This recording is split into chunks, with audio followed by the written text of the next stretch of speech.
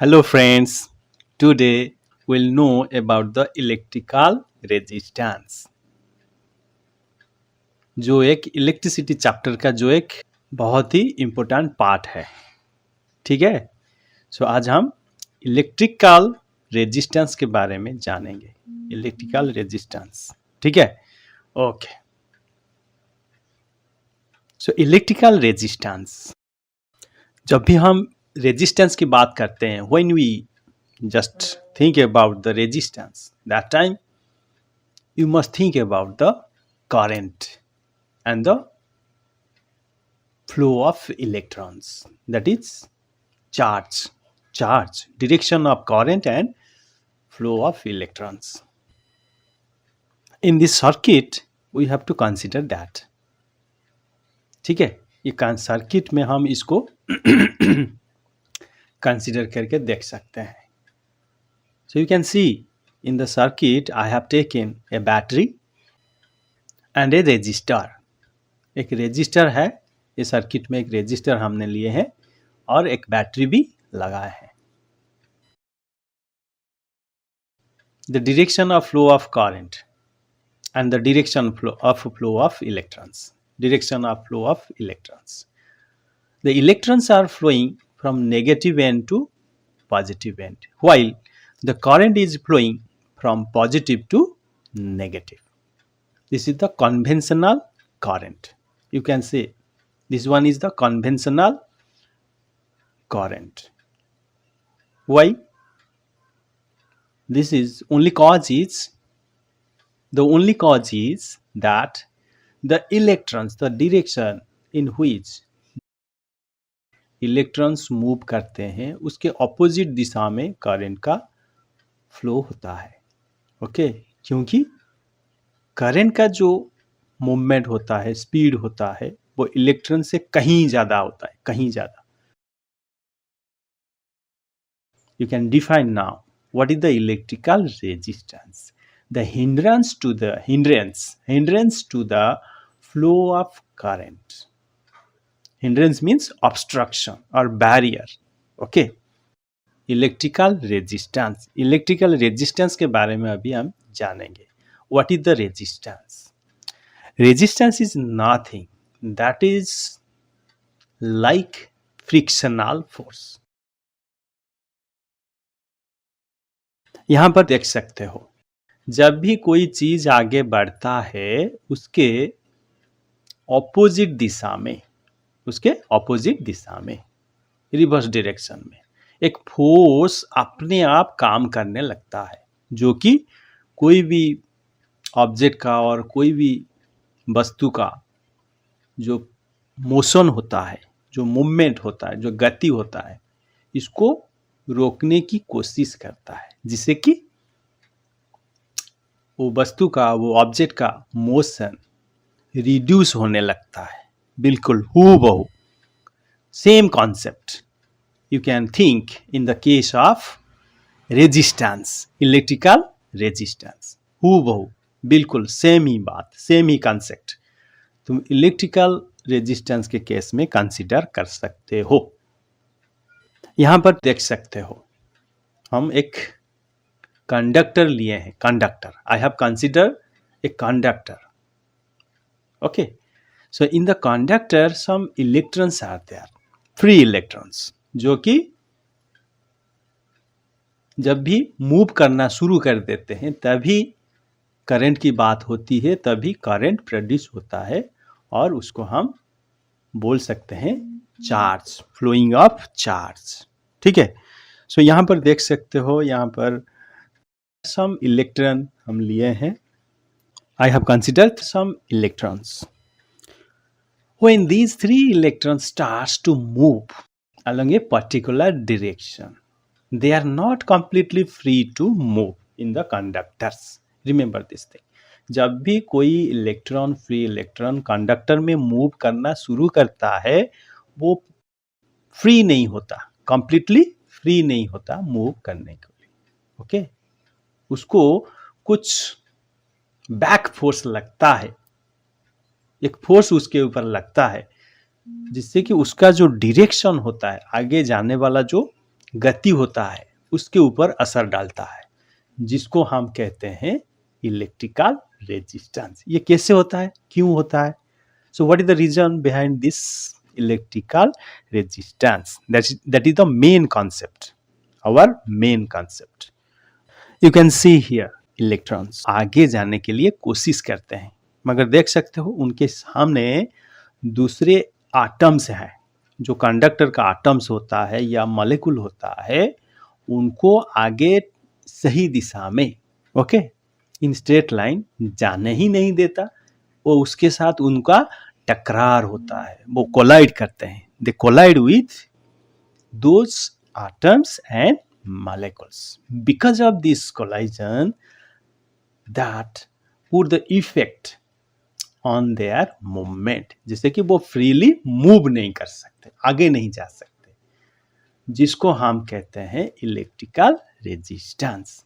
जिस तेजी से वो आगे बढ़ना चाहते हैं उस तेजी से वो आगे जा नहीं सकते, because of these atoms and molecules. ये जो एटम्स होते हैं, मॉलिक्यूल्स होते हैं, उनके साथ उनका टकरार होता है, वो कोलाइड करते हैं उससे, जिससे कि एक हिंड्रेंस पैदा होता है। So that you can define now what is the electrical resistance. The hindrance to the flow of current. Hindrance means obstruction और बैरियर, ओके, जो उसको रोक देता है। जो इलेक्ट्रॉन आगे बढ़ना चाहते हैं, ये जो फैक्टर होता है उनको रोकने की कोशिश करता है, आगे ठीक से जाने ही नहीं देता। Like the horns on the road, जैसे कि रोड के ऊपर हॉर्म्स होते हैं, रोड में हॉर्म्स होते हैं, और स्पीड ब्रेकर, जिसको तुम कहते हो स्पीड ब्रेकर, जो स्पीड को ब्रेक करते हैं। ठीक उसी तरह यहाँ पर कंडक्टर में बहुत सारा जो अदर मॉलिक्यूल्स होते हैं, एटम्स होते हैं, जब भी कोई इलेक्ट्रॉन आगे बढ़ना शुरू करता है तभी उसके ऊपर वो असर डालते हैं, उनको आगे ठीक से जाने ही नहीं देते। ये जो फैक्टर है इसको हम रेजिस्टेंस कहते हैं। This is the resistance offered by conductor. So अभी हम बात करेंगे उसको कैसे मेजर किया जाता है, रेजिस्टेंस को हम कैसे मेजर करते हैं, how it can be measures. एक सिंपल सा तरीका है, सिंपल सा यूनिट है। There is a unit that is known as ohms. ये ओम्स लॉ से डिराइव हुआ है, दूसरे वीडियो से हम जान सकते हैं ओम्स लॉ के बारे में। So you can get any kind of information about the Ohm's law from another video, another session. So ये जो रेजिस्टेंस है इसको हम ओम से मेजर करते हैं, ओम, which is denoted by omega, a Greek letter omega. Okay, so resistance is measured in ohm, which is denoted by OHM or the sign Greek letter that is omega. Okay, very good. जैसे कि और एक बात मैं कहना भूल गया, अगर कोई कंडक्टर में इलेक्ट्रॉन्स फ्लो हो रहा है, if the electrons are flowing through a conductor, that time you can consider this thing like if resistance is more, that means that is because of more obstruction. अगर obstruction ज्यादा होगा तो resistance भी ज्यादा होगा, ठीक है। So more resistance means more obstruction is there. Okay, ठीक है, very good. So now we will know about what are the different factors. कौन सा वो फैक्टर है जिसके ऊपर ये रेजिस्टेंस डिपेंड करता है। What are those factors? What are those factors? 4 factors हैं उसके लिए। 4 factors are there. First one is your length of the conductor. So length of the conductor. Conductor का लेंथ जितना ज्यादा होगा रेजिस्टेंस उतना ज्यादा होगा, ठीक है। So you can say that the length of the conductor is directly proportional to the resistance, ठीक है, very good. Okay, now next factor is area of cross section of conductor. जो कंडक्टर का cross sectional area होता है okay, cross sectional area होता है, उसके साथ भी ये जुड़ा है और ये भी उसके ऊपर डिपेंड करता है। सो क्वेश्चन इज, उसके ऊपर भी ये डिपेंड करता है। Question is how. So area of cross section is indirectly proportional to the resistance. मतलब जितना ज्यादा एरिया होगा रेजिस्टेंस उतना कम होगा, जितना कम एरिया होगा रेजिस्टेंस उतना ज्यादा होगा। ठीक है, वेरी गुड। ओके, जैसे कि रोड जितना चौड़ा होता है वह वाइड होता है, रोड जितना वाइड होता है आने जाने में उतना ज्यादा इजी होता है, लाइक दैट। ये जो कंडक्टर जितना ज्यादा मोटा होगा, उसका जो थिकनेस जितना ज्यादा होगा, करंट का फ्लो उतना आसानी से हो पाएगा और रेजिस्टेंस भी कम हो जाएगा। ठीक है, so area of cross section is indirectly proportional to the resistance. Another factor is nature of material, ये उसके ऊपर भी डिपेंड करता है। टाइप्स ऑफ मटेरियल, जितने तरह तरह के मटेरियल्स होते हैं, कंडक्टर्स होते हैं, जैसे कि copper, aluminium, silver, gold, mostly metals. Okay, अगर मटेरियल हम चेंज करवा देंगे तो रेजिस्टेंस भी चेंज हो जाएगा। ठीक है, बिकॉज मटेरियल टू मटेरियल जो हिंड्रेंस होता है, जो ऑब्स्ट्रक्शन होता है, जो बैरियर होता है, वो बढ़ता है या घटता है। हर मटेरियल में रेजिस्टेंस सेम नहीं रहता। So you could say the nature of material is another factor of resistance. ठीक है, okay. Next factor is temperature. Temperature, you know, it has a great effect on movement of subatomic particles और movement of particles। Particle के ऊपर उसका असर बहुत ही ज़्यादा होता है, टेम्परेचर। सो टेम्परेचर घटाने से और बढ़ाने से भी उसका भी कुछ असर होता है रेजिस्टेंस के ऊपर। ठीक है, so temperature is the another factor on the resistance of a conductor. ठीक है, so these are the 4 factors that on which electrical resistance depends. So you remember it, consider it. These are the 4 factors: length of the conductor, area of cross section, nature of material, and temperature. Okay, temperature at which the circuit is working. Now we'll consider it mathematically. If you'll consider it mathematically, you will get that resistance is directly proportional to the length. So R is proportional to the L. So length अगर ज़्यादा होगा, length अगर ज़्यादा होगा तो resistance भी ज़्यादा होगा। लेंथ जितना कम होगा रेजिस्टेंस भी उतना कम होगा। This is the directly proportional. At the same time resistance is indirectly proportional to the area of cross section. You can see here, thickness जितना कम होगा resistance उतना ज़्यादा होगा। At the same time, thickness जितना ज़्यादा होगा resistance उतना कम होगा। That is indirectly proportional. So R is proportional to 1/A. अगर ये दोनों को हम जोड़ देते हैं, दोनों को कंबाइन करके लिखते हैं तो हमें ये मिलेगा R proportional to the L upon A. R proportional to the L upon A. R proportional to the L upon A. ठीक है, ओके। ये जो प्रोपोर्शनलिटी की बात है, ये तो प्रोपोर्शनल है, प्रोपोर्शनलिटी में है, उसको हम इक्वेशन लेवल में लाना पड़ेगा। We have to bring this relationship to a equation. अगर इक्वेशन नहीं बनेगा तो हमें न्यूमेरिकल सॉल्व करने में दिक्कत होगा। So you have to convert it into a equation. So equation में कन्वर्ट करने के लिए हमें एक कांस्टेंट की जरूरत पड़ेगा। So we have taken one constant here that is known as रो।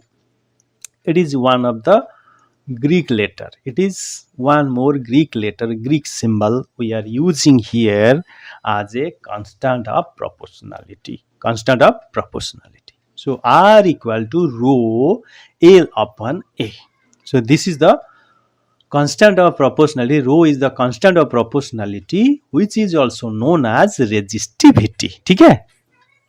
तो resistivity बारे में अगर सोचोगे एक ही लाइन में हम ये कह सकते हैं, this is the specific resistance. Specific resistance मतलब जो भी जितने भी कंडक्टर्स होते हैं उनका रेजिस्टेंस इक्वल नहीं रहता, रेजिस्टेंस इक्वल नहीं रहता। जो ऑब्स्ट्रक्शन पैदा होता है, जो ऑब्स्ट्रक्शन ये ऑफर करते हैं, वो मटेरियल टू मटेरियल वैरी करता है। अगर कोई एक ही मटेरियल के बारे में सोचोगे, if you think about a particular element और पर्टिकुलर कंडक्टर, उसका जो रेजिस्टिविटी होता है, उसका जो रेजिस्टेंस होता है, उसका जो रेजिस्टेंस होता है, that is the resistivity of that one. Like resistance offered by a copper wire is the resistivity of copper. Okay, एक यूनिट वॉल्यूम ऑफ कॉपर जितना रेजिस्टेंस ऑफर करता है ये पर्टिकुलर अमाउंट ऑफ करंट के ऊपर, हूबहू उतना रेजिस्टेंस एल्युमिनियम ऑफर नहीं कर सकता. So aluminum offers differently or in different amounts. So that here we say rho is the resistivity, that is the specific resistance. The resistance of copper different from the resistance of aluminum. So particular case में हम अगर resistance को सोचेंगे material to material or different conductor, in case of different conductor, that time resistivity will come into the action. ठीक है, तो resistivity is the specific resistance. Okay, specific resistance, that means unit volume of any material, a particular material, when of resistance that is not equal to other things, other materials. So in that particular case, you should know that is the specific resistance of that one. So this is the resistivity. Thanks for watching. Okay, see you.